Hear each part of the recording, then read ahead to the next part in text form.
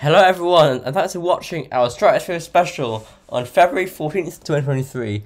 It's Valentine's Day, so happy Valentine's Day everyone. I hope you're able to catch some time with your Valentine if you have one. I don't have one yet. I think I'm a bit too young just now. But today, to start off with, I'm just going through the GFS 6-head run, looking at the chances for an SSW, or should I say the certainty of an SSW, because it's happening at this moment while I'm speaking. This is the chart from, pretty much, this is the chart that will be enforced in 22 minutes.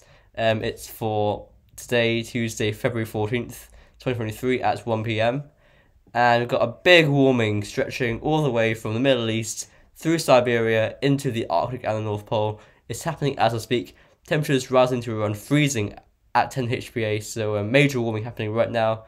Polar Vortex is displaced towards Greenland, the Atlantic, Iceland, the UK, Scandinavia, and Northern Europe. So it's an evolving situation, and we'll just have to wait and see. We'll have to play the waiting game and see what effects, if any, it has on the Stratosphere. So I'm just going to run through this and see the updated temperature predictions for 10 HPA for the Northern Hemisphere for the next 2 weeks. So if I just scroll through, you can see very nicely the warming pushing through the Arctic and the North Pole. And actually a bit of the red shading here, -8 degrees. At 10 HPA pushes into I think just south of the North Pole, so major warming happening right there. And as you push through, the warming sort of fades off a little bit as you can't really sustain those temperatures, those very warm temperatures for 10 HPA over the North Pole. So and the PV, we sort of saw this sort of it tries to split us around this sort of time, 20th of February. Or thereabouts. You can see very nicely a patch of blue goes off into the Balkans and Eastern Europe and into Russia, and we also get this big stretch of PV into America, the Atlantic, and the Pacific. So it's all to play for, really. I did say at the end of last video that there is a very, very small chance of the PV splitting, but this sort of continues the trend of showing it try to split, but it may not really be classed as a split. You can still see the blues quite intact, but it nearly splits there, I think. And then the PV sort of regains its energy, gets itself together, and tries to fight back against the warming. You can see there.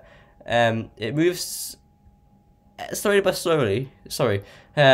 by bit, should I say, slowly, bit by bit. It edges ever so slightly northwards, so by Sunday, February, or like Saturday or Sunday, it tries to get to Greenland, but then it sort of slides back as another warming forms around 23rd and 24th of February. Although much weaker, it only gets up to -12 degrees at an HPA, but it does have an effect at keeping the PV displaced. And it sort of just slides off towards Canada and Greenland on that side of the pole. And look at what happens at the very end of the warming. It's just another at the end of the second warming, it's just a third warming beginning to take off around Europe. Now, this is a very unusual place for a warming to start off. It usually starts off around here in Siberia. But if this happens, then this will further weaken and keep the PV at bay. It's been a very unusual winter for the Polar Vortex. It has had several blows. There were a few blows back in January, but they didn't really have a big effect. They temporarily weakened the solar wind, but it didn't reverse it. And now we're seeing a definite reversal of the solar winds, probably anyway, and that might give blocking. And if we keep seeing these warmings form over Siberia or even Europe or the Atlantic, if something unusual occurs, then we may well go into a sustained cold period if the reversal of the solar winds tends to go through the atmosphere. So there's a lot to keep an eye on. This polar vortex is doing quite well in not dying, not just being kicked off by the warmings. It's actually sustaining itself, which is very rare. The polar vortex is sort of like I feel like it's immortal this year.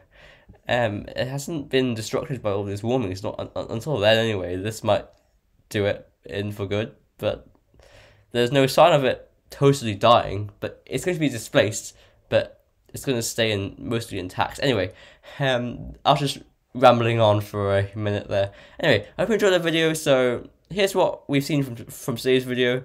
So the signal for the PV possibly splitting is staying there, but I have to say it's still a very low chance of it splitting, a very, very minimal chance of it splitting. Definitely warming, or multiple warmings now. So one warming happening now, second warming happening next week, and possibly into the start of March we see a third warming. Actually, that's the fifth warming this winter. And you never really see this, so it's very, very rare. And anyway, so those are the conclusions of this video. I hope you enjoyed it, and I'll be back this evening with our usual updates, looking at the models on weathercentral.d for the weather for the next, I'd say, until around the end of the month. So I'll see you then. Hope you enjoyed the video, and bye for now.